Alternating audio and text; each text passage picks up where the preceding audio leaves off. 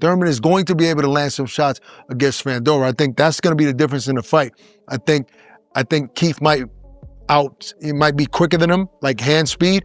So I think he'll beat him to the punch sometimes. But if Fundora can take that shot, take one of Thurman's big shots. Thurman has more pop, and I think his hands are a little quicker than Fundora's. But one thing about boxing, it's not about the person who punches harder, it's about the person who lands the harder punch. That's it. So you gotta land it. Yep, you gotta land it.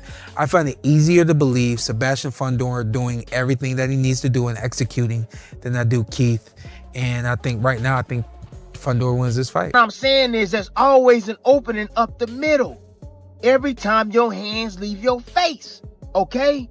You can shoot that uppercut. That's what he does. He just got distance on it because he got them long ass arms. So you might throw a hook outside and he gonna shoot that damn left uppercut right up the middle because your head is right there. He know your head is there. He know. He ain't even gotta see to be able to do that. But when he gets in close and he see your ass like that, when he's able to see your ass, he working. Shorten them shits up. Oh, you in my range. You in my range. You in my range. Yeah, so it ain't the fact that his dad didn't want to teach him how to box outside. It's the fact that the man is blind. On March 28th, the boxing world is about to see something that feels less like a normal fight and more like a video game showdown. This isn't just another return to the ring. This is about a former unified champion, a man who once ruled the welterweight division, choosing to step in front of something completely unusual. A physical anomaly in the division at 154, and then just to make things more complicated, he's a southpaw. Already not everybody's cup of tea. To have a lanky southpaw who can throw uppercuts before you can throw a jab, his range and the power punches, he's tough as nails. He's been in a lot of wars. He's learning how to actually step back now. He's been dropped more than once, but he's been stopped that one time. There's always that one mistake, that it only took that one time for you to acknowledge that I should change my approach.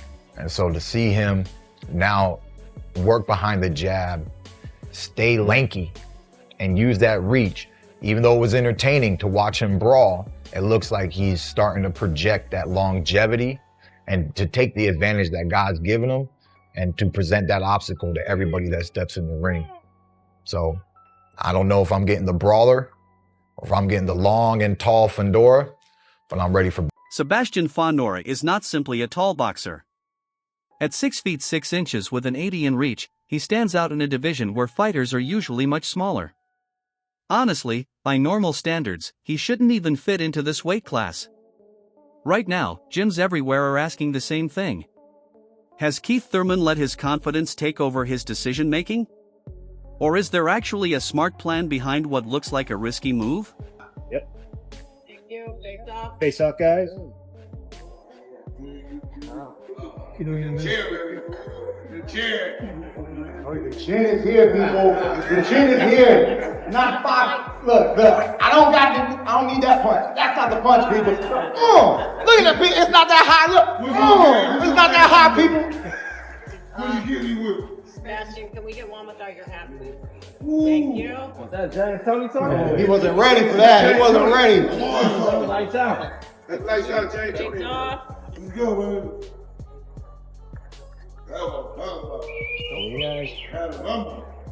Let's go, man. Woo! Great. Too Thanks, great. fellas. Good. The size difference looks unreal.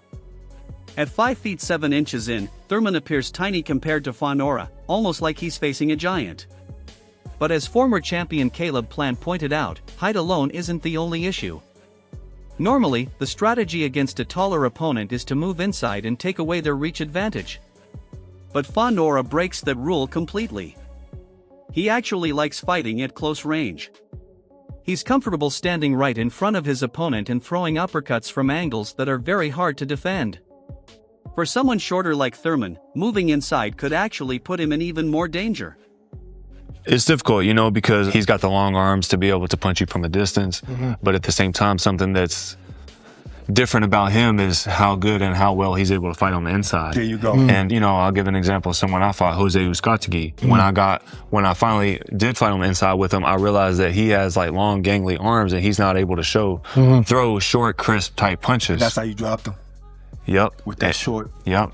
But then you have someone like Fundora, who is even taller, longer arms, but he's able to throw short, tight, crisp punches. And so many punches. So many. And one of the keys to victory for Thurman is not backing out with his hands down, because sometimes when he pulls away, he pulls with his hands down. That's how Pacquiao dropped him. That's exactly what I was Pulling about to back say. like that, thinking that, you know, you keep getting distance away, but Pacquiao's the kind of guy that walks you down, throwing punches. He'll walk in throwing like this and still maintain power. And just how I spoke to the Andre Ward versus Arthur Abraham, Manny Pacquiao would jump in with that swivel jab, right? But the reason that he was able to land it and not get countered against Thurman is because Thurman's on his back foot and he can't counter. And that's what he was able to drop Thurman with, was that swivel jab. So I think that that Thurman could run into trouble if he finds himself pulling out with his hands down, because, I mean, the guy's got an 80-inch reach. So, I mean, he's going to be able to reach out there with some crispy stuff. After nearly 2 years out of the ring, Thurman isn't just facing Fundora. He's also dealing with questions about himself. There was a time when he dominated fighters like Sean Porter and Danny Garcia with speed and power. Back then, he was aggressive, sharp, and full of energy. But that version of Thurman hasn't been seen for a long time. In a recent discussion, even Sean Porter sounded honestly worried about how much Thurman still has left. Is it Keith once upon a time Thurman, or can he still be Keith one-time Thurman? But yeah, you know, I do think Fundora and Ortiz should be the fight, mixing it up on both ends. But for Thurman, you look at how Zoo, right before he got stopped in the corner, he had a barrage of shots that were effective against Fundora. Can he put together sequences like that? He'll have to. Thurman will have to go for broken spots, or else over the course of 12 rounds he'll get run over. Fundora should win. I mean, Fundora should handle his business. He's much younger. He has a lot of the kryptonite that gives Keith problems, volume and withering body shots, and Fundora should stop him. Yeah. But Keith, if he goes for broke, can make it an explosive fight. Do you think he will? That's why I take deep breaths when I talk about this fight. Yeah. At one point in time, I had no shadow of a doubt that Keith would beat Fundora. And I might have been just kind of playing a mind game with myself, but just knowing all of the attributes that Keith has, that fight goes away and then it comes back. And when it comes back, now I have to be like realistic and honest with myself. Like, hey, this is the Keith of old, and you remember everything that he could do. And you know, and I know personally, like, as time goes by, if you aren't polishing that stuff, it's still there, but it's just ultimately ends up being there. That's the biggest question. And I'm gonna be honest with you, like, I'm 50-50 on the answer. I don't have a definitive yes. I know that Keith is gonna take the right chances. He's gonna go for broke. He's gonna do what he has to do. And I don't have a definitive no. Keith is over the hill. He's just going in there, you know, to try to show himself and stuff like that. I think he still wants to be on top of the world of boxing. I think he believes that he can still be on top of the world of boxing. But you got a kid that's looking at the top of the world of boxing. Porter's comments point to a serious truth. Boxing favors youth. With legal issues, ongoing injuries, and the mental pressure of being away from top competition, Thurman is stepping into this fight at a disadvantage. If he isn't fully prepared and in top condition, it won't just be a simple loss. It could turn into a very one-sided fight. I find it easier to believe Sebastian Fundora doing everything that he needs to do and executing than I do Keith. And I think right now, Fundora wins this fight. This would be Keith's first time ever going against something like this, you know?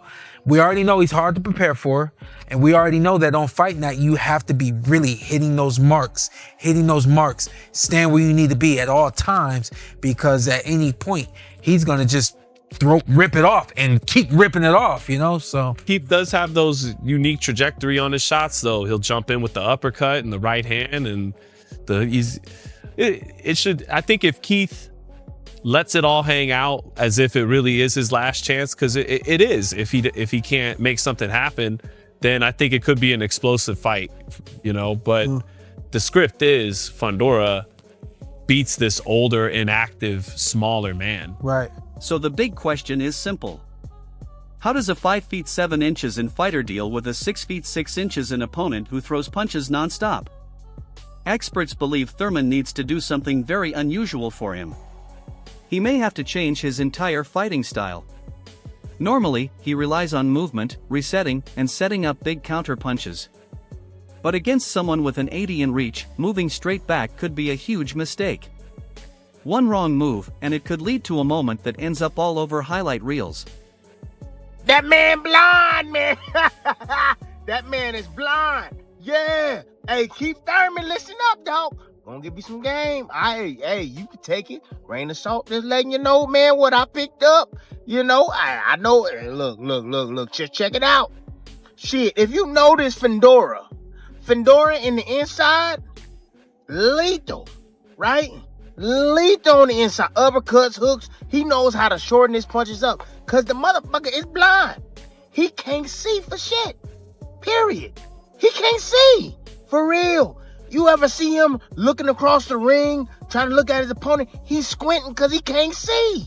Shit. On the outside, it's just it's like he feeling like it's dark. It's dark. You know, he feeling, he touching. He got them long ass reach. That's what he got. He got that long ass reach, so he try to keep you at bay with that long ass reach. But he really can't see, people. I'm telling you. That's why his ass got knocked out. He never saw the punch coming from the outside. He never saw it coming. That damn left hook knocked his ass out, man. For real. Look, when he get in the inside, that's when he opened up like a son of a gun. So with that being said, shit, look at this.